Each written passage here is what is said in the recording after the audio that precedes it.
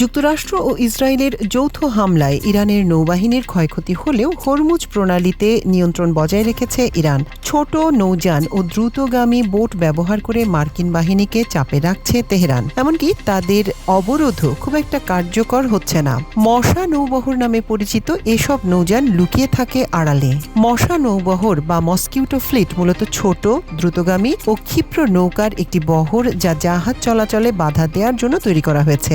Islamic revolutionary guards core বা IRGC'র মোতায়েন করা এই বহর ইরানের নিয়মিত নৌবাহিনী থেকে আলাদা। উপকূলের গোপন কোনো স্থানে এসব নৌকা থেকে ড্রোন ও ক্ষেপণাস্ত্র নিক্ষেপ করতে পারে IRGC। এগুলো হরমুজ প্রণালী দিয়ে জাহাজ চলাচলের প্রধান হুমকি হয়ে দাঁড়িয়েছে।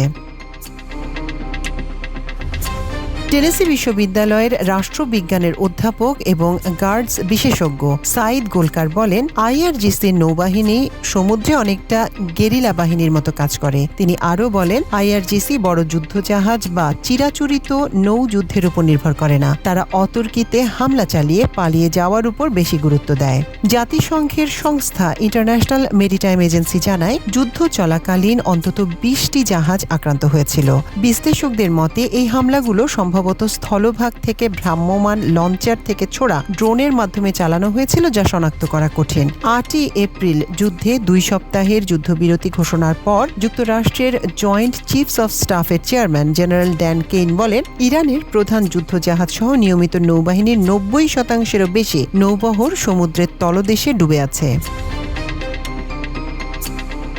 জেনারেল কেইন বলেন, গার্ডস নৌবাহিনীর আনুমানিক অর্ধেক দ্রুতগামী আক্রমণকারী বোটও ডুবে গেছে। তবে ঠিক কতগুলো ডুবে গেছে তা নির্দিষ্ট করে বলেননি তিনি। বিশ্লেষকরা বলছেন, বোটগুলো প্রায়শই এতটা ছোট যে স্যাটেলাইট চিত্রে দেখা যায় না এবং এগুলো পাথুরে উপকূল বরাবর খনন করা গভীর গুহার ভিতরে জেটিতে নোঙর করা থাকে। এগুলো মিনিটের মধ্যে মোতায়েনের জন্য প্রস্তুত করা সম্ভব। তাদের অস্ত্রশস্ত্র উপসাগর এবং হরমুজ প্রণালীতে বাণিজ্যিক জাহাজগুলোর জন্য একটি বড় হুমকি। মার্কিন নৌবাহিনীর অবসরপ্রাপ্ত প্রধান অ্যাডমিরাল গ্যারি রাফেট বলেন, এটি বাধা সৃষ্টিকারী শক্তি হিসেবেই রয়ে গেছে। তারা কি করছে বা তাদের উদ্দেশ্য কি তা আপনি কখনোই পুরোপুরি জানতে পারবেন না। 1979 সালে ইসলামী বিপ্লবের পরপরই গার্ডস স্থলবাহিনী গঠন করা হয়, কারণ তৎকালীন সর্বোচ্চ নেতা আয়াতুল্লাহ রুহুল্লাহ খোমেনি নতুন সরকারকে রক্ষা করার জন্য নিয়মিত সেনাবাহিনীর উপর আস্থা রাখতেন না। গার্ডস নৌবাহিনীকে 1986 সালের দিকে এর সঙ্গে যুক্ত করা হয়। যুক্তরাষ্ট্রের পলিসি থিঙ্ক ট্যাঙ্ক ওয়াশিংটন ইনস্টিটিউটের গার্ডস নৌবাহিনী বিশেষজ্ঞ ফারজিন নাদিমি বলেন, ইরান ইরাক যুদ্ধের সময় নিয়মিত নৌবাহিনী ইরাকের আর্থিক পৃষ্ঠপোষক কুয়েত ও সৌদি আরবের তেল ট্যাঙ্কারগুলোতে হামলা করতে চাইত না।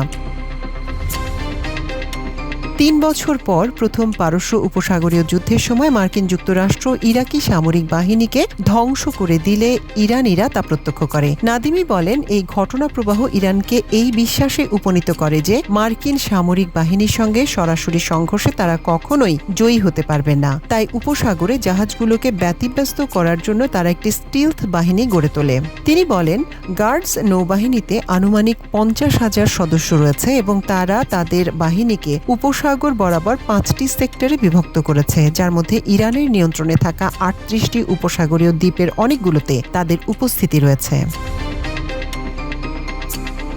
সামগ্রিকভাবে তারা আক্রমণকারী নৌকার জন্য কমপক্ষে 10টি অত্যন্ত গোপন ও সুরক্ষিত ঘাঁটি নির্মাণ করেছে। এর মধ্যে একটি হলো ফারুর। এটি নৌবাহিনীর স্পেশাল ফোর্সের কার্যক্রমের কেন্দ্র, যাদের সরঞ্জাম এমনকি তাদের সানগ্লাসও মার্কিন প্রতিরূপের আদলে তৈরি।